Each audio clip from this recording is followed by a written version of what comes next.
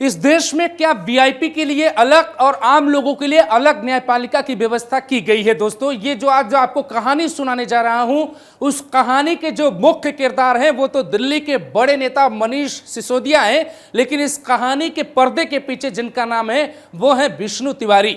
विष्णु तिवारी को बेवजह 20 साल तक जेल में न सिर्फ रखा गया बल्कि उन्हें प्रताड़ित किया गया। विष्णु तिवारी के जेल में जाने के बाद उनके घर में कुल 4 मौतें हो जाती हैं। भाई की मौत हो जाती है, पिता की मौत हो जाती है, लेकिन विष्णु तिवारी को एक बार भी जेल से छोड़ा नहीं जाता। लेकिन मनीष सिसोदिया को जब जेल से बाहर किया जाता है, जब छोड़ा जाता है, जमानत जब मिलती है इनको 17 महीने बाद, तो सुप्रीम कोर्ट के जज साहब जो टिप्पणी करते हैं वो ये कहते हैं कि जो मनीष सिसोदिया को जो रखा गया है वो गलत रखा गया, क्योंकि जब तक किसी व्यक्ति पे दोष सिद्ध नहीं हो जाते तब तक आप उसे जेल में नहीं रख सकते। और साथ में एक शब्द का और इस्तेमाल किया कि ये लोकतंत्र में मजाक करने वाली व्यवस्था है। लेकिन आप जानते हैं कि विष्णु तिवारी के साथ क्या हुआ था? ये ललितपुर, यूपी ललितपुर के रहने वाले विष्णु तिवारी के साथ कुछ ऐसा हुआ था जिसको पूरी कहानी सुनने के बाद आप देश के न्यायालय से एक सवाल पूछेंगे कि क्या गरीबों के लिए इस देश में कोई कानून नहीं है?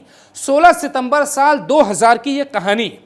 आपने मनीष सिसोदिया की पूरी कहानी हर चैनल पे सुनी, लेकिन हम इस कहानी से जोड़कर इसलिए दिखाना चाहते हैं क्योंकि जब कोर्ट में जज साहब ने यह कहा कि यह तो मजाक है लोकतंत्र का, तो फिर जब विष्णु तिवारी के साथ यह भारी भरकम अन्याय हुआ तो क्या वो मजाक नहीं था?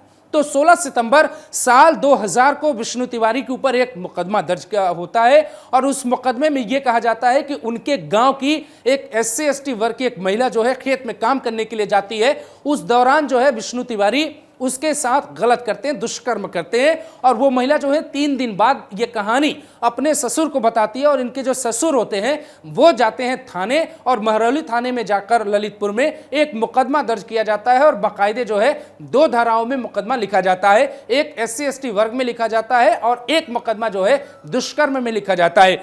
बात इतनी थी, जांच होनी चाहिए थी और आयोग को अपनी रिपोर्ट पेश करनी चाहिए थी। वो चार्जशीट कोर्ट में दाखिल की जाती, जज साहब फैसला करते कि विष्णु तिवारी को 20 साल जेल में रखना है या नहीं। लेकिन जो लोअर कोर्ट है उनका जो फैसला था वो इतना हैरान कर देने वाला था कि जब 20 साल बाद वही फैसला प्रयागराज हाई कोर्ट के जज साहब ने पढ़ा तो उनका भी सिर चकरा गया।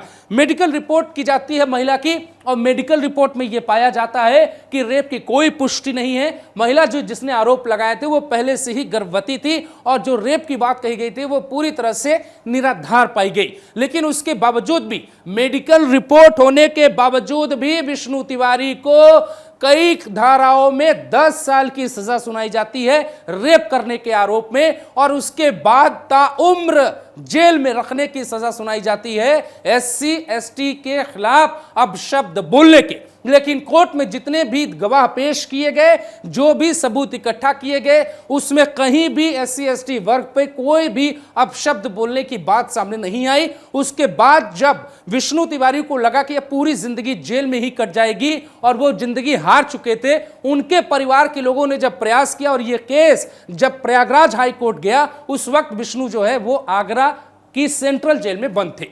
और जब केस प्रयागराज गया तो प्रयागराज के जज साहब ने, हाईकोर्ट के जज साहब ने यह देखा कि कोई भी आरोप सिद्ध नहीं होते और विष्णु को निर्दोष बता के 20 सालों बाद छोड़ दिया गया। मतलब विष्णु जो है निर्दोष थे। ये इलाहाबाद हाईकोर्ट की टिप्पणी। अब आप ये बताइए कि विष्णु के बारे में यह कहा गया दोस्तों कि विष्णु जब जिन दिनों जेल में गए थे वो विष्णु की तस्वीर ये थी। ये विष्णु तिवारी की ये फोटो है दोस्तों, अगर आप देख पाए तो। ये जब जेल में गए थे तब की फोटो है, और ये जब ये 20 साल बाद इनको छोड़ा गया ये तब की फोटो है। तो जब सुप्रीम कोर्ट या हाई कोर्ट वीवीआईपी के लिए इन शब्दों का इस्तेमाल जज साहब करते हैं, तो ये क्या आम लोगों के लिए नहीं हो सकता? इसके बाद आप एक तस्वीर और देखिए दोस्तों। ये जो तस्वीर है वो तस्वीर आपको दिखाते हैं कि कैसे विष्णु अपने गांव में पहुंचे। लेकिन जब तक ये गांव में पहुंचे इनके परिवार में कुल 4 लोगों की मौत हो गई, और 4 लोगों की मौत के बाद एक बार भी विष्णु तिवारी को बाहर नहीं भेजा गया कि आप जाके अपने परिवार में जिनकी भी डेथ हुई है उनकी अंतिम यात्रा में आप शामिल हो जाइए। कैसे दो भागों में इस देश का संविधान, इस देश का कानून काम करता है, इसकी जीती जागती ये तस्वीर आपके सामने है। विष्णु तिवारी की जगह आप अपने आप को भी रख सकते हैं अगर आप पे कोई गलत आरोप लगा दे, और जब तक आरोप सिद्ध नहीं होते तब तक ना तो मीडिया ट्रायल होना चाहिए और ना ही इस तरीके से उसके साथ व्यवहार होना चाहिए। लेकिन यहां तक कि अब आखिर उस केस में ऐसा क्या हुआ था कि ललितपुर का केस, और ये जो व्यक्ति आपको दिखाई दे रहा है, जो जब 20 सालों तक तो ये व्यक्ति आरोपी था, और जब ये व्यक्ति आरोपी था तो इसे जो है ललितपुर से इसको ट्रांसफर करके आगरा की जेल भेज दिया गया। और आगरा की सेंट्रल जेल बहुत बड़ी जेल है, वहां बड़े बड़े माफिया, बड़े बड़े अपराधी रखे जाते हैं। लेकिन 20 साल बाद केस में कुछ नहीं आया। और इधर जो मनीष सिसोदिया, अरविंद केजरीवाल हैं, इनके जो जज, इनके जो वकील जाते हैं कोर्ट में तो ये कहते हैं कि जो नरेंद्र मोदी हैं, जो बीजेपी है, वो संविधान की हत्या करना चाहती है, वो जो है तानाशाही कर रही है, वो ये कर रही है, वो फला कर रही, वो डिका कर रही। सवाल सिर्फ इतना है कि जब आम लोगों की बात होती है, आप में से बहुत से लोग जो वीडियो देख रहे होंगे, न जाने कितने लोगों पे झूठे आरोप लगाए जाते हैं, झूठे आरोपों पर मुकदमे दर्ज करवाए जाते हैं, लेकिन क्या आपको वही ट्रीटमेंट मिलता है जो अरविंद केजरीवाल की पार्टी के लिए मिल रहा है? ऐसा लोग सोशल मीडिया पे क्यों लिख रहे हैं? मनीष सिसोदिया की गिरफ्तारी पे जिन जज साहब ने कहा कि ये तो लोकतंत्र में मजाक है, हम उन्हें सल्यूट करते हैं, लेकिन क्या इस देश का कानून उन जज साहब से पूछेगा कि एक व्यक्ति विष्णु तिवारी को 22 साल 20 साल जेल की कोठरी में बंद रखा और फिर उसके बाद इलाहाबाद हाई कोर्ट ने कह दिया कि आप निर्दोष है? भाई ये कैसा मजाक है? और इसीलिए यह सवाल है कि वीआईपी के लिए संविधान और गरीब के लिए क्या? आप खुद तय करिए कि विष्णु तिवारी के केस में क्या हुआ था, और आप खुद टिप्पणी करिए कि ऐसा क्या आपके गांव क्षेत्र में भी हो रहा है।